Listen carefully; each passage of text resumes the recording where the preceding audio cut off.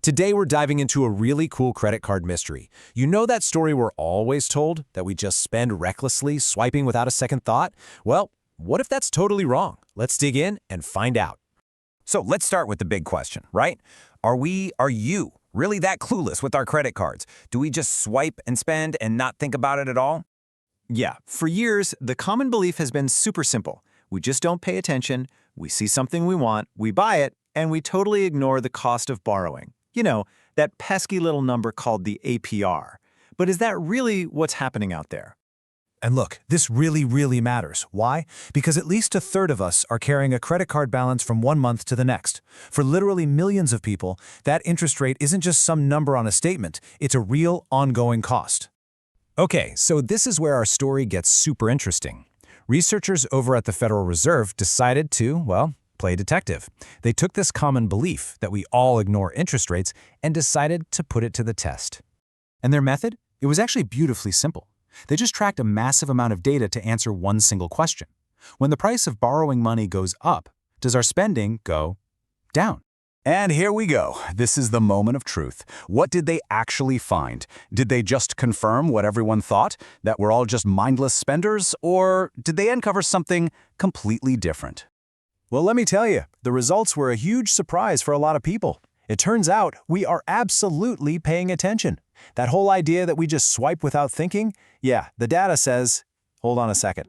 So here's what they've found, a direct cause and effect. When a credit card's APR went up by just one single percentage point, our spending dropped. But the real question is, by how much? Get this, a whopping 9%. Just think about that for a second. A tiny 1% rate hike caused a 9% crash in spending the very next month. I mean, that is a massive reaction. In the world of economics, they have a name for this. It's called an economically meaningful response. And that's just a fancy way of saying it's not some random blip in the data. No, this is real proof that we're making rational decisions based on cost. Turns out, we're not so clueless after all. And to put that into real-world dollars and cents, that 9% drop works out to an average of $74 less spent per person per month. That's a real tangible change in how people are behaving. Okay, so a 9% drop is a huge deal. We've established that. But is that the whole story, or is there something else hiding underneath that average number? It turns out, yeah, there is. That 9% average is actually masking a much more dramatic story. Because when the researchers dug deeper, they found two very different groups of people, with two very different reactions to a rate hike. Okay, so on one hand, you've got the people who pay their balance in full every single month.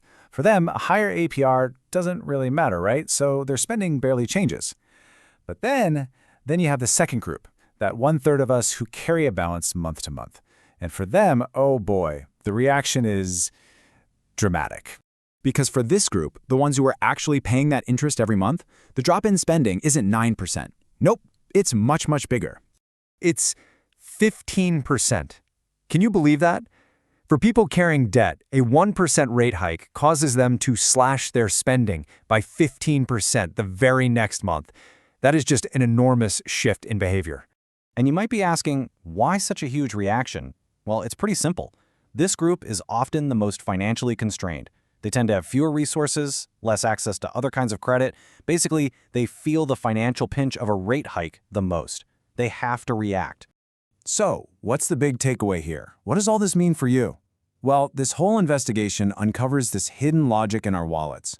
It shows we're not just flying blind, we're actively adjusting to the financial world around us. You know, Ted Rossman over at Bankrate put it perfectly. He said, consumer spending, therefore, may be more rational than a lot of people realize. And this data from the Fed, it proves him right. That old myth of the clueless spender, yeah, consider that mystery solved and the myth busted. But this also points to a bigger truth about our economy today. This split, this tale of two spenders, it really reveals what some people call a K-shaped reality.